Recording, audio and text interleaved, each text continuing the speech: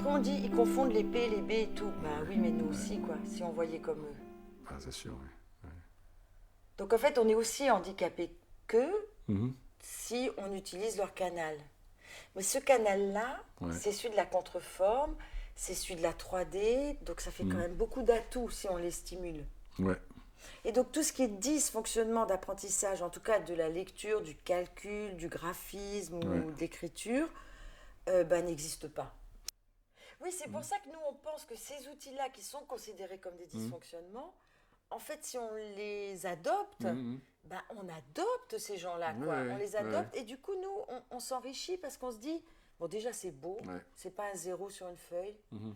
Et puis, c'est aussi, par exemple, les gamins qui arrivent ici en disant, écoute, ça va pas aujourd'hui, j'ai mal au plexus scolaire, faut que tu fasses quelque chose. Je ne sais pas si j'ai envie de les rééduquer. Profondément. Oui, bien sûr. Ouais. Je veux bien qu'ils aient 10 sur 10 à l'école parce que ça leur fait un passeport, Ouais. mais je veux surtout qu'ils gardent cette créativité, quoi. Et là, nous, on confond. Si on écrit j'entends bien ce que vous dites. On n'a pas, au niveau temporel, on n'a pas ce qu'il y a en musique. On n'a pas d'indication des fréquences, des hauteurs et tout. Donc ce cerveau musical qui analyse le timbre, les hauteurs, ne serait-ce que aussi la durée et aussi le tempo, il n'est pas sur une partition de texte. Non. Donc c'est le cerveau qui le met. Il y est quand on le dit à haute voix. Bravo. Voilà. Mais il y est Donc pas le quand on français écrit, est dit ouais. pour être entendu. Mhm. Il est compris que s'il est entendu. Mhm.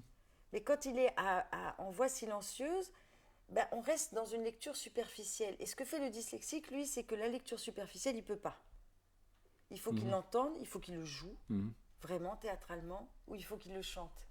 Et à partir de là, alors il chope tout à une allure, voilà, comme la forme, quoi. Allez hop, c'est facile. Si je suis dedans, c'est facile. Mais si on me dit ça, c'est... Ouais, alors eux, ils lisent ça, hein. C'est-à-dire qu'on met ça à un dyslexique. Ils veulent lire ça. Ah voilà, ils lisent ça parfaitement. Donc c'est complètement taré. On a fait une exposition pour les parents, qui sont quand même en rééducation ici, donc ils sont un peu partie prenante déjà. On a fait tous des textes comme ça. Ouais. Par exemple, cette lettre, pour vous, c'est quoi? Non, aucune idée. J'imagine que c'est l'intérieur, un truc comme ça. Oui, c'est ça. Donc En fait, il faut jouer autour en dessinant. Ah, ça, c'est pas mon truc. Hein. Et non, moi non plus, hein. J'ai eu du mal à faire ça. Hein. Et en fait, eux, ils arrivent et ils font ça. Vraiment, ils font ça. Ils font I, après ils font J, puis après ils font... Ah non, attends, Y. Mais avec le geste. Ouais, d'accord, ok. Ouais. Et en fait, on avait... C'est dingue, oui. Mais qu'est-ce que vous voulez? Le truc, c'est que quand on commence à regarder quelque chose, au début, on voit rien. Et puis, bon, effectivement, à partir du moment où son cerveau arrive à dire... L'autre jour, j'étais dans une forêt... Et on cherchait les plants de sapins qui ont été plantés et depuis qui sont recouverts par de la fougère. Ouais. Il faut les dégager. D'accord. On ne peut pas les voir. C'est la même couleur. Ah. Ça se ressemble, c'est exactement le même vert. Ah ouais. Et pourtant, on sait où ils sont parce qu'ils sont alignés tous les 3 mètres dans une ligne.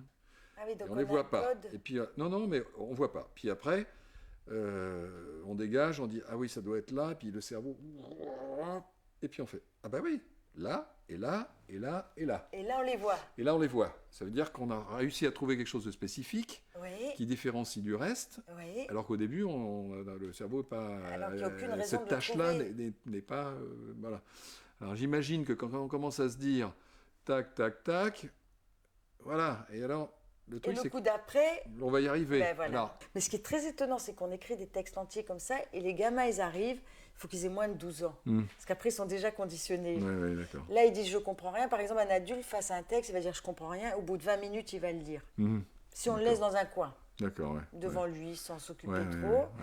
Et un enfant, il va lire comme ça. Bon, alors, il dit « bon, c'est tout, j'y vais ». Et alors, c'était incroyable. Ses parents, ils étaient là « mais tu l'as lu avant, tu es venu avant ». Non, mais enfin bon, c'est facile pour nous. Et puis, et les parents lui ont dit « mais comment tu fais ?» Je dis, mais je sais pas, mais c'est à vous de me dire. C'était mignon, l'enfant qui redisait, mais attendez, c'est votre rôle de m'éduquer. Moi, je ne sais pas pourquoi je vois comme ça. Mais en tout cas, je ne suis pas malade. Ça, c'est tellement évident que par exemple la 3D, tout ça, ils nous disent, mais vous savez, mais nous on s'ennuie, on va voir de la 3D, mais nous on le fait tout le temps. La télé, on rajoute des trucs, on dessine différemment, et ils dessinent tous à 360 degrés. C'est-à-dire que si on prend une feuille, ils dessinent, on scotche, et ça correspond pile. Donc ça fait, les mutants. Mais en même temps, fallait juste le voir, quoi. Ouais. Et après, c'est pas une pathologie, c'est plutôt un plus. Oui, absolument. Enfin, sauf si on leur dit... En fait, ce qu'on leur dit, c'est « tu n'arrives pas à ». Au lieu de dire « tu vas y arriver ». Et oui, Picasso, ça, c'est une démarche psychologique d'enseignement calamiteuse, ça. Mais en dehors de ça, il y a des apprentissages faits pour les 75% de la population, et puis qui ne marchent pas pour... Et ce qui marche pour les dyslexiques, c'est tellement lié au cerveau artistique que si les autres s'en servent, comme par hasard, ils vont être meilleurs dans plein de choses. Donc en fait, c'est obligatoirement c'est un avancement pédagogique de toute façon. Il nous gêne le rouge. Hein. Non, c'est celui-là, cette lettre-là, j'arrive pas à la voir ce qu'il y a là. Je vois B, I, ici, et je sais pas, et S et E. Oui, parce qu'on a... En fait, le rythme du rouge est plus rapide au niveau visuel que le givre, rythme. Ça va, ça me gêne pas. Mais... Oh, merde. Puis vous a sauté aux yeux, le givre. Hein. Oui. Mais j'arrive pas à l'enlever. Voilà. C'est comme les formes complémentaires, là, donc on voit l'un ou l'autre. Là, bravo, c'est ça. Mais... Oui, c'est bien de les noyer. Parce qu'en fait, la fréquence du verre est plus lente. Attendez voir. Je vais cligner les yeux. Non, je n'arrive pas. Et alors, du coup, je vais avoir 0. C'est normal. Non, c'est bravo. Parce que plus on se plante et plus on réussit. Parce que quand on se plante, ça veut dire que moi, je sais ce que votre cerveau utilise là. Oui, bien sûr. Donc, en fait, si vous ne vous plantez pas, je ne peux pas vous aider. Oui, d'accord. Donc, en fait, on réussit quand on rate ici. Ouais. Ceux qui réussissent, ils ont 0. Donc, en fait, vous avez la solution qui est de bouger ce calque. Brise. Qui donne la couleur. Et voyez, vous avez eu besoin de le faire vite. Ça veut dire que votre cerveau a besoin de capter tout de suite l'info. Non, mais ça y est, j'ai compris, là, quand on ne bouge pas, ça retire le rouge, donc on a repris. Pas de souci. Mais les dyslexiques ont ça aussi.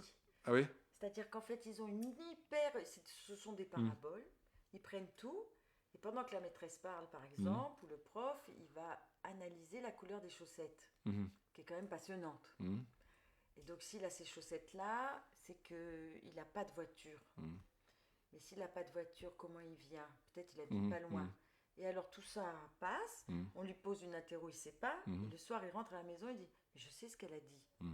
Maintenant que j'ai analysé toute sa vie, je peux dire qu'elle m'a dit ça. » En fait, quelqu'un qui n'a plus d'émotion, et surtout plus la peur, bien sûr. Peut vivre.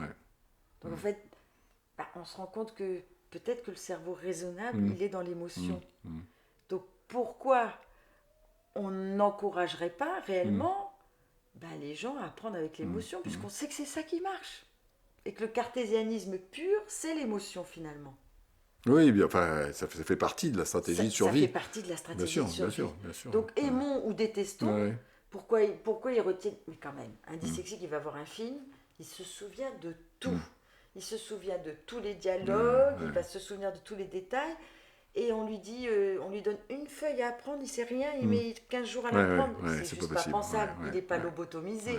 Donc en fait, c'est juste que là, il faudrait mettre un peu de couleur, de mise en scène, de lumière, et puis pouf, il apprendra en 10 secondes. Apprendre à lire et écrire, ça serait apprendre à faire du vélo. Par exemple, un gamin qui marche, enfin, je ne sais pas, le gamin il rentre au CP. Au bout de 2 mois, même pas, il a des dictées. Donc ça revient à dire qu'un gamin qui apprend à marcher, il tombe et on lui met un coup de pied dans le ventre. Écoute mon chéri, là, on va les consulter parce que tu as 10 mois, 12 mois, tu dois apprendre à marcher. Non mais c'est ça, l'apprentissage de lecture. C'est-à-dire qu'on fait des fautes à l'école, donc on a 0. Mais c'est le seul apprentissage au monde où on va dire, non, là tu es malade, tu ne marches pas. Alors qu'un gamin qui tombe, on lui dit, ouais super, relève-toi, viens. On l'encourage à mort dans ses erreurs. Alors, il va apprendre à nager, voilà, en fait, apprendre à lire, à écrire à l'école aujourd'hui, c'est dire, écoute, il y a des bouées. Mais non, voilà, c'est comme ça qu'on nage. Le môme, il coule. On le rattrape, on lui dit, on recommence. Tu fais ça. C'est horrible. Au lieu de dire, on va faire des dictées avec des fautes. On va apprendre à écrire avec des fautes et vous verrez que c'est vachement plus facile d'écrire sans faute.